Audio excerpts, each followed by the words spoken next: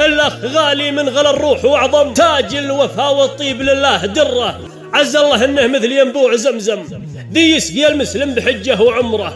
لا قلت يا أخي يخضع الحيد الأصيم، وتنحني كل الشوامخ بذكره، وتنجلي كل المواجيع والغم، وينفرج هول العوايق وعسره.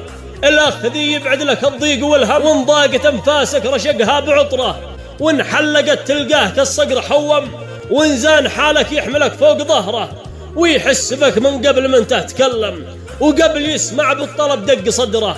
ذي ينفعك لو ضر نفسه وسمم، لو المنافع ذي لجلك تضره. الأخ ما يرتاح وانت تألم، وذا أمورك سابره طاب أمره. الأخ ذي ما تطلب الله وقال تم، في وقت ما لولاه يأتي بعذره. اي والله انه نور بالليل الأظلم، مخاوي أغدار الدياجيب فجره.